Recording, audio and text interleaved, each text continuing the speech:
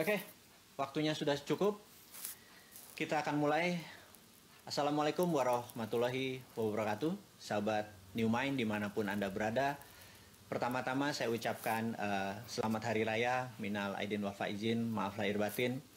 Yang pastinya saya yang harus meminta izin Anda semua untuk membuka pintu maaf.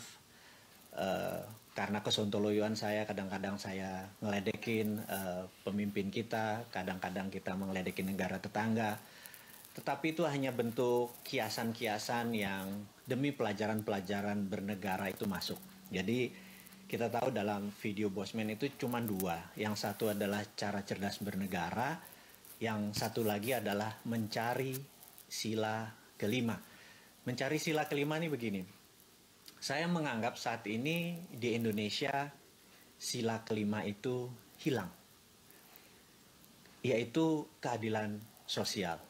Karena ekonomi kita belangsak, kemudian tidak merata seperti hujan ekonominya atau rezekinya yang tepat, di mana kaum elitis dari 40 tahun mereka tetap aja mereka juga yang mendapatkan rezeki karena mereka ternyata mencari rezekinya dengan mendekatkan diri ke kekuasaan gitu ya. Nah, kita-kita yang di akar rumput ini, kita-kita yang berada di bottom of pyramid ini ternyata rezekinya sulit gitu. Karena itu dalam video Bosman yang dibagi dua tadi, cara cerdas bernegara dan mencari sila kelima, kita yang mengomonginnya atau membicarakannya hanya itu-itu aja gitu ya. Nah, jadi sebelum tadi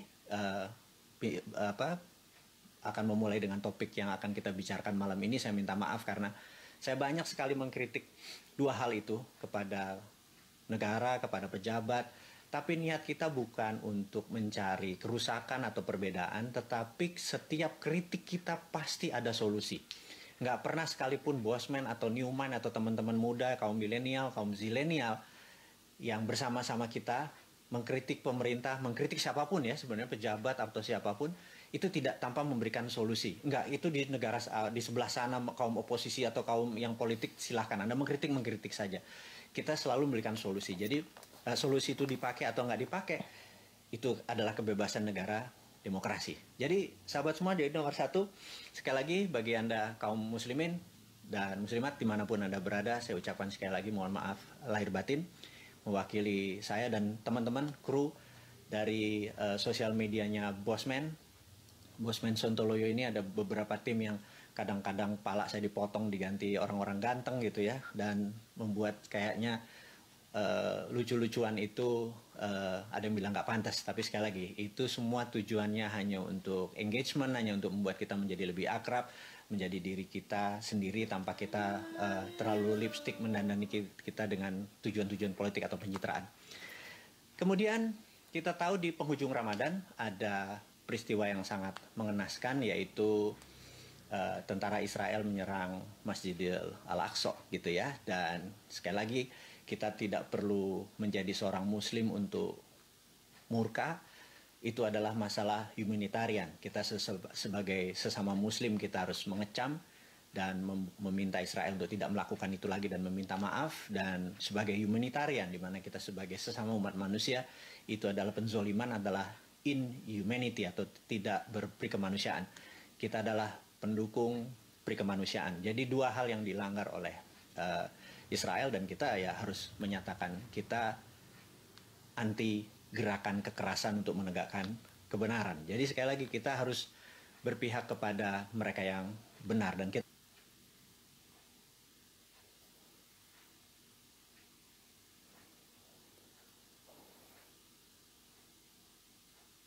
harus mengkritik keras dan memberikan posisi kita, clear posisi kita adalah pro kepada mereka yang menegakkan kebenaran, yaitu pada saat ini adalah saudara kita yang di Palestina.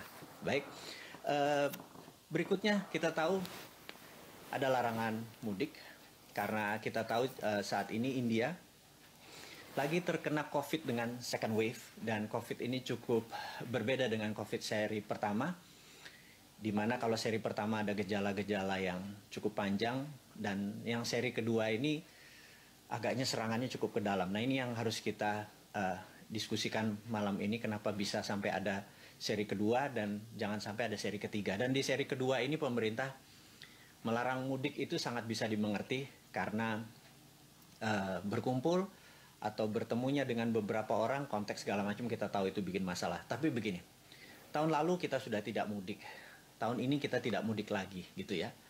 Oke, yang jadi pertanyaan kita sahabat semua kepada pemerintah, kalau tahun depan lo masih buat gua tidak mudik, kayaknya ada masalah dengan cara Anda bernegara. Ini sekali lagi ya, kita ingatkan kepada siapapun pejabatnya, bukan selalu harus pucuk pimpinannya. Tetapi saat ini kita bisa berkorban, kita tidak bisa ketemu gini. Kita tuh nggak punya apa-apa. Yang kita punya adalah orang tua kita di kampung. Atau saudara kita di kampung. Bisa dibayangkan, itu aset kita nggak boleh bertemu. Kita hanya bisa lewat video call mungkin atau lewat suara. Tahun lalu kita udah prihatin, tahun ini kita prihatin lagi. Oke, kita nurut. Kita nurut sekali lagi atas nama bangsa dan negara. Tetapi kalau tahun depan masih kayak gini lagi, kita akan bertanya, ada masalah sama lu. Gue udah turutin maunya lu dengan baik, tetapi Anda tidak perform. Dan jangan bilang, dan yang saya suka kesel tuh kadang-kadang gak mau ngaku salah tapi membangun narasi. Nah ini yang keterlaluan. Gak mau ngaku salah tapi membangun narasi. Narasi itu bagaimana? Jadi dia mencari pembenaran dengan narasi, bukan pembenaran dengan tindakan. Jadi sekali lagi, wahai pejabat yang saat ini berkuasa, kalau tahun depan masih kayak gini, Anda harus ngaku salah. Jadi bukan harus membangun narasi. Begitu ya. Dan ada syarat lagi berikutnya. Kami New Mind ini dan sahabat-sahabat yang sekarang ini sudah manut, tidak pulang kampung, yang sangat rindu saya dengan ibu saya di kampung, adalah bagaimana kalau genus untuk tes, swab tes, menggunakan antigen dan lain sebagainya itu gratis. Jadi kami gimana caranya bisa membangun sebuah daerah, misalnya provinsi yang saat ini yang paling susah adalah provinsi yang hidupnya memang dari pariwisata. Contoh ya, Jogja, kemudian Bali, kemudian Batam gitu ya, memang hidupnya dari pariwisata. Asing terutama. Kalau wisata asing nggak bisa, maka wisata lokal adalah solusinya. Nah, wisata lokal itu kalau mau masuk, kita harus membeli antigen, harus pakai genus dan lain sebagainya, itu mahal. Udah tiketnya mahal, kita harus membayar lagi. Jadi ada baiknya, wahai pejabat dimanapun, tes ini sifatnya gratis dan adakan segera dimanapun, sehingga kita bisa kapanpun berangkat. Dan kalau perlu saya setiap hari bangun keluar dari rumah, saya tes genus, lalu masukkan di aplikasi, begitu ada Satgas Genus, ya tinggal lihat ya saya negatif ya, kayak gitu. Dan kalau ada seseorang hari ini belum tes genus, Anda harus tes genus dengan jarak mungkin ratusan meter atau mungkin 50 meter sudah ada. Genus itu produksi anak bangsa. Jadi salah satu untuk membuat Indonesia ini berdaulat adalah produk anak bangsa di-push aja ke limit. Genus itu buat aja untuk 100 juta orang gitu ya. Kan agak gila kalau dipikir, tapi jangan bilang seperti kami nggak punya uang. Saya agak bingung gitu kalau bernegara nggak punya uang. Kalau Anda nggak punya dolar wajar karena mata uang kita adalah rupiah. Kalau Indonesia nggak punya rupiah itu keterlaluan gitu ya. Jadi saya nggak ingin sekali para pejabat ini mengapusi masyarakat bahwa untuk membangun itu perlu minjem, perlu ngutang, perlu negara lain, perlu foreign direct investment. Nemen Anda, sekali lagi, jangan kayak gitulah bernegara. Ada banyak cara untuk uang itu ada. Ya, salah satunya adalah dengan printing money. Tapi printing money dengan apa? Printing money harus ada underlying-nya. Yang paling terbaik adalah underlying-nya adalah dengan produk nasional. Misalnya genus. Genus tadi harus bisa menjadi underlying. Ya misalnya genus tadi perlu 1 triliun, ya print aja 1 triliun untuk genus tadi. Jangan bilang gak ada uang, jangan bilang gak ada rupiah gitu ya. Jadi itulah cara kita menolong bangsa kita. Kemudian yang kedua, saya ingin Indonesia menjadi negara yang paling dulu terlepas dari masalah COVID. Itu CCM banget, cita-cita mulia banget. Maksudnya terbebas dari masalah COVID gini. Kita tahu untuk terbebas dari COVID itu adalah dengan vaksin atau dengan imunitas. Dan saya dari dulu menyatakan saya paling setuju dengan immunity. Jadi dengan imunitas, dengan meningkatkan kekebalan tubuh. Jadi vitamin harusnya gratis.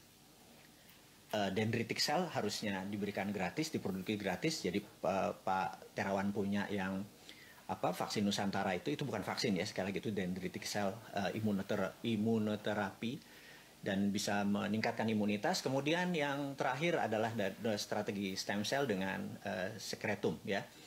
Itu menarik sekali, imunitas tubuh kita langsung naik dengan sangat powerful. Jadi teman semua, kalau pemerintah saat ini sudah memberikan vitamin, memberikan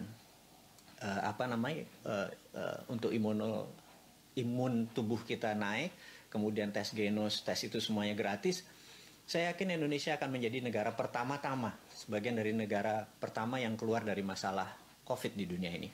Dan ada yang bertanya, apakah Indonesia akan diindiakan? Nah, it is very interesting question. Jadi pertanyaan menarik sekali. Apakah Indonesia akan diindiakan? Jadi ini India, kita tahu India adalah pemproduksi 60% bahan baku untuk vaksin. Jadi globalis ini nggak senang sekali begitu India ini versi teori konspirasi dulu ya. Kalau India ini cepat recover, jadi dia diserang dengan COVID seri 2. Poinnya yang saya mau diskusikan saat ini adalah, akankah Indonesia akan di-COVID-kan seperti India? Jawabannya adalah, melihat dari gaya pemimpinan sekarang dan apa yang dilakukan oleh pejabat-pejabat sekarang, Indonesia tidak dianggap threat atau ancaman bagi negara-negara berdaulat besar lainnya seperti Tiongkok, seperti Amerika, seperti Indonesia nggak ditakuti. Indonesia nggak akan mungkin ofensif menyerang. Indonesia menjadi negara yang mengendalikan sesuatu. Misalnya Indonesia berani nggak nutup selat gitu ya, nggak akan berani. Indonesia berani nggak ngirim nikelnya, nggak ngirim batu baranya, terus membuat Tiongkok nggak ada batu bara, nggak ada nikel gitu, nggak berani gitu ya, nggak akan berani. Indonesia dianggap sekarang negara yang sangat soft, bisa difahami, tapi nggak apa, itu adalah pilihan bernegara. Beda nanti kalau New Mind yang main ya, kita akan opposite. Kita kalau Menteri Pertahanan sekarang dibangun, kita namanya Menteri Peperangan. Kalau dulu adalah Department of Defense, sekarang kita akan bangun Department of War gitu ya. Itu hanya cara bernegara dari New Mind dengan Old Mind, sedikit yang berbeda. Jadi teman-teman, cerita-cerita tentang COVID saya harapkan besok atau tahun depan, maksudnya kita bisa mudik kembali. Yang sekarang kita manut dulu dengan pemerintah untuk tidak mudik. Jadi saya pun dengan orang tua saya di Malang hanya bisa kangen-kangenan lewat video call gitu ya. Waduh, saya udah lama sekali nggak ketemu beliau karena kepotong sama masalah COVID dalam dua lebaran ini. Saya berharap tahun depan saya bisa nyium kaki ibu saya. Baik, sahabat semua, acara hari ini adalah sesungguhnya adalah ulang tahun Dinaran pertama. Jadi saya sengaja ingin membuang waktu sekitar 20 menit. Jadi kembali ke 1 tahun yang lalu, 20 Mei 2020, jam 20 lewat 20 menit, 20 detik, kami meluncurkan produk yang namanya Dinaran. Jadi Dinaran adalah sebuah produk di mana kita ingin memberi contoh kepada negara bahwa personal juga bisa punya SWF. Jadi namanya Personal Sovereign Wealth Fund. Kalau negara punya Sovereign Wealth Fund, Personal Sovereign Wealth Fund adalah Dinaran. Jadi ada buku yang menarik judulnya The New Great Depression. The New Great Depression. Buku ini yang nulis adalah James Richard.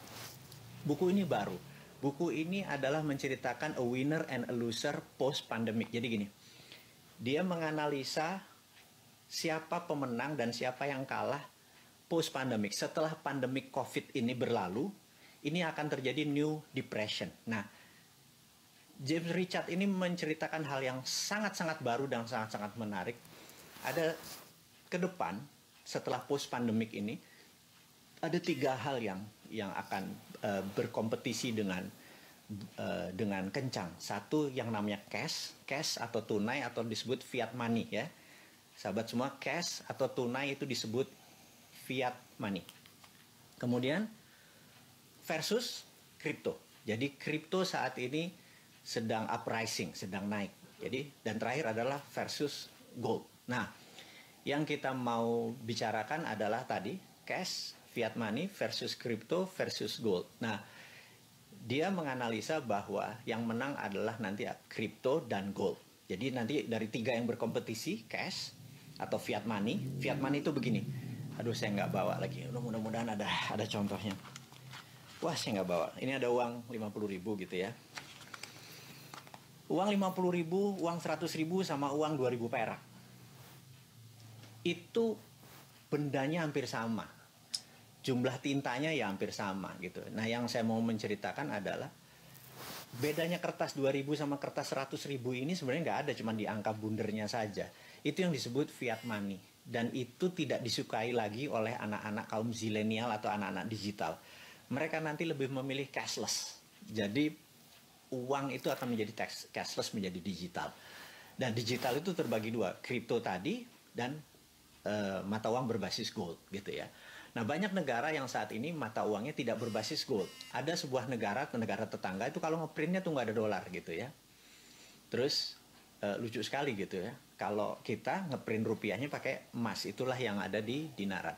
Sahabat semua, kalau Anda memiliki dinaran, maka dinaran itu adalah gold digital system.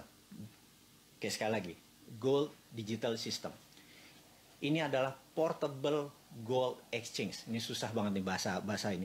Ini adalah portable gold exchange. Jadi untuk pertukaran emas. Jadi Anda seakan-akan membawa alat untuk menukar emas kapanpun. Jadi sahabat semua, kalau Anda punya rupiah, Anda taruh di dinaran. Nomor 1, Anda bisa ambil fisik emasnya. Itu 1. Anda ambil rupiah Anda transfer, besok Anda, bukan besok, saat itu juga Anda dapat emasnya. Itu 1. Yang kedua, emas itu boleh dikirim. Mau Anda di Sorong, mau Anda di Ambon, mau Anda di Makassar, kita kirim. Gitu ya. Minimum 2 gram. Kemudian, kalau Anda mau datang ke kantor kita cuma punya 1 kantor. Karena ini bisnis digital. Anda bisa datang ke kantor kami, ambil fisiknya. Yang kedua adalah Anda masukkan rupiah Anda, tetapi goldnya Anda titipkan di custodian. Custodian kita sama ICDX. Adalah sebuah member di bawah Bapepti. Jadi kita secara legal standing kita di bawah Bapepti. Custodiannya dititip di sana. Kemudian di rekening Anda punya rupiah, Anda punya gramasi. Sekali lagi, nilai gramasi berat emas tadi. Kemudian Anda rupiahnya, sekali lagi, rupiahnya setiap hari turun naik tergantung harga demand supply. Tetapi gramasi emas Anda akan tetap. Jadi kadang naik, kadang turun. Kemudian rupiah Anda tadi, Anda mau apakan? Anda diamkan boleh sebagai nilai investasi. Tapi kalau Anda mau belanjakan, kemana misalnya? Anda mau pakai ke OVO, Anda mau pakai ke GoPay, Anda bisa lakukan. Kemudian Anda mau belanjakan ke edisi menggunakan kartu GPN edisi. Nah, di sini kartu edisi kita sebentar lagi akan Anda miliki, yaitu besok 500 kartu ini akan disebar kepada sahabat semua, 500 dulu. Mulai besok, sehingga Anda sudah bisa 1 debit, ngambil tunai di seluruh ATM di Indonesia selama ada logo GPN. Ya, Gerbang Pembayaran Nasional. Anda bisa melakukan debit dimanapun. Jadi ini sekali lagi, ini kita boleh bilang inilah pembeda dinaran sebagai payout system keuangan yang sangat unik, karena sekali lagi Anda punya nilai underlying emas tadi. Oke, sebentar lagi Anda akan dikirim 500 orang pertama dulu, kemudian itu tanggal 21 Mei nanti, dan tanggal 20 Juni sebulan dari sekarang 20.000 kartu akan disebar kepada seluruh pelanggan dinaran ID Cash kita ini. Kemudian Indonesia Cash ini ya, Cash. Kemudian bulan berikutnya Juli 220.000 seluruh member dinaran akan memiliki kartu edisi. Jadi Anda punya edisi card, Anda bisa ngambil GPN dimanapun, kartu dimanapun, di debit dimanapun. Anda bisa transaksi di seluruh mau Indomaret terserah. tadi satu kartu debit, yang kedua adalah ada edisi kartu. Dan ini menjadikan Dinaran mempunyai payout system yang menarik. Anda bisa menggunakan e-money, bisa menggunakan GoPay, bisa menggunakan transfer ke Shopee Pay, Anda bisa menggunakan edisi, Anda mengambil tunai, dan lain sebagainya. Dan ini adalah bentuk terobosan pertama yang kami dedikasikan untuk sahabat semua di Indonesia. Dan ada yang menarik, kita juga bisa mentransfer emasnya. Maksudnya emasnya begini. Sekali lagi, emas bukan alat bayar. Alat bayar adalah rupiah. Emas adalah alat tukar. Jadi misalnya ada ember, mau ditukar sama 0,01 gram emas. Ya udah, tak pindah ya emasnya. Langsung pindah, itu namanya beri emas. Jadi emasnya bisa ambil fisik, atau Anda beri, atau transfer kali ya, beri kepada, karena statusnya ini bukan alat bayar, maka dalam bahasa komunikasinya adalah beri emas. Jadi emas ini bisa pindah.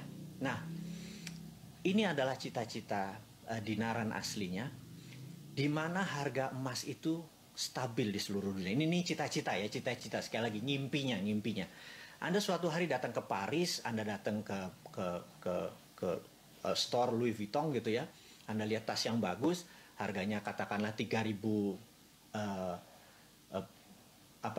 euro gitu ya. Kita angkat dari langit, ini hanya sekedar for the sake of discussion gitu ya. Terus kita lihat, oh gramasinya sekitar 35 gram. Anda punya akun Dinaran? Punya. Transfer aja 35 gram, tas itu kita ambil gitu ya. Bisa dibayangkan kenapa kita tidak perlu transfer lagi ke mata uang francs-nya atau mata uang euronya, kita langsung gram ke gram. Apa yang terjadi kalau di dunia ini kembali ke zaman gramasi emas? Sekali lagi tidak mudah, itu main cita-cita mulia, itu tunggu di Indonesia dulu, sukses dulu, sekarang baru 220.000, masih jauh sekali untuk mencapai, masih baru 1%, kita belum menguasai, nggak nyampe kali 0,1% kali ya, belum mencapai 5% atau 10% dari populasi. Ini masih perjuangan berat, di mana menurut kami, transaksi dengan emas ini atau beri emas ini akan menjadi new way, cara baru di dalam bertransaksi kayak tadi.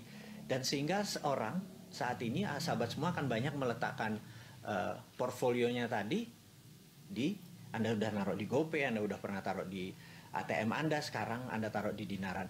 Ini adalah cara baru, revolusi baru. Dan teman-teman, beberapa sahabat bertanya, meraknya Bosman ini belum jadi ya? Saya akan bilang yes. Meraknya adalah salah satunya adalah Dinaran. Jadi kalau Dinaran yang baru 220.000 ini bisa diterima dengan 3 juta sahabat kita di seluruh Indonesia dan mulai mentransaksikan ini menggunakan memberi emas tadi, saya yakin Indonesia akan menjadi negara berdaulat baru karena rupiah kita menjadi kuat karena berbasis dengan emas. Dan sahabat semua, itu adalah informasi yang hari ini kita mau bagi kepada sahabat semua di ulang tahun Dinaran yang pertama. Jadi bagi sahabat yang belum membuka akun Dinaran, demi nama NKRI, demi perjuangan, dan saya mohon sekali Anda berjuang bersama-sama saya, menguatkan rupiah Anda, menguatkan rupiah Indonesia, dengan cara bergabung di Dinaran. Sebenarnya Dinaran ini adalah produk nasionalis patriotisme Anda, bahwa dengan membuat rupiah Anda berbasis emas, Anda sudah berjuang bersama-sama untuk membangkitkan ekonomi, kebangsaan, dan negara kita. Jadi sahabat semua, tanpa berpanjang lebar lagi, kita sudah selama 30 menit bersama-sama mendengarkan apa itu Dinaran, sejarah Dinaran, cita-citanya Dinaran gitu ya. Sebenarnya ada lagi, kalau boleh ngawur nih ya, boleh ngawur ya. Namanya juga kita bercita-cita kan nggak ada ujungnya. Jadi ceritanya begini. Saat ini kalau Dinaran memiliki katakanlah menarget gitu ya. Saat ini kan Indonesia punya print money adalah 6.000 triliun rupiah gitu ya. 6.000 triliun rupiah. Kalau kita dapat 10%-nya aja, 600 triliun, dan itu masuk ke rekening Dinaran, maka underlay-nya Dinaran adalah kita akan beli Freeport, kita akan beli Antam gitu ya. Jadi seluruh tambang emas di Indonesia akan menjadi underlayingnya dari dinaran. Dan membuat siapapun orang Indonesia menjadi currency-nya 10%-nya ada underlayingnya emas gitu ya. Anda bisa bayangkan itu adalah cita-cita aja, cita-cita. Dan cita-cita berikutnya apa? Cita-cita berikutnya adalah 100 juta umat manusia di seluruh dunia menggunakan rekening dinaran sehingga bisa memindahkan emas tadi dimanapun. Dan cita-citanya tentunya Indonesia mengontrol deposit emas dunia. Hal itu banyak yang akan bilang lo gila gitu ya. Tapi sekali lagi, kegilaan ini harus kita fight demi bangsa dan negara, karena nggak siapa lagi yang melakukannya kalau nggak kita semua. Sahabat semua, apakah Anda siap menerima gosip yang lain? Tapi kalau Anda sudah capek, saya pikir hari ini kita bertemu hingga sesi ini. Saya ucapkan sekali lagi terima kasih atas waktunya, terima kasih atas kebersamaannya, terima kasih Anda sudah menyaksikan acara dari siang, dari tadi ya, dari jam 1 ya kalau nggak salah kita live, dan terakhir di puncaknya diakhiri dengan suaranya Bosman ini. Ya jangan lihat tampangnya Bosman, lihat suaranya aja. Dan sekali lagi selamat ulang tahun Dinaran yang pertama. Teman-teman tim Jogja saya ucapkan terima kasih. Tim Bali, Anda IT-nya luar biasa, saya ucapkan terima kasih. Dan tim Jakarta, saya ucapkan perjuangan Anda sangat luar biasa. Anda bekerja siang malam, Anda masih muda semuanya. Dan saya juga kagum karena ternyata Dinaran itu transaksinya 60% adalah dari jam 6 sore sampai jam 3 pagi, dan Anda bekerja luar biasa. Saya acungi jempol buat Anda. Tanpa Anda, para pejuang-pejuang di belakang Dinaran, tidak mungkin Dinaran segini jauh bisa melayani 220.000 customer. Dan saya harap ke depan di tahun 2021 kita bisa mencapai target kita, ada 1,5 juta sahabat kita yang bergabung di Dinaran. Dan semua yang saat ini menyaksikan acara Bosman ini, Anda semua adalah pejuang, Anda adalah orang-orang pemenang, Anda semua adalah orang-orang yang bawa perubahan, Anda semua adalah orang-orang yang new mind, Anda yang sangat peduli dengan kemenangan bangsa ini, yang udah capek bangsa ini miring ke sini, miring ke sana, dan Anda ingin berdaulat. Dan saya janji, suatu hari saya janji, saya akan melakukan sesuatu yang mungkin dalam hidup saya nggak pernah saya akan lakukan itu. Tunggu pengumumannya. Sekali lagi, akhirul kalam, mohon maaf lahir batin. Wassalamualaikum warahmatullahi wabarakatuh.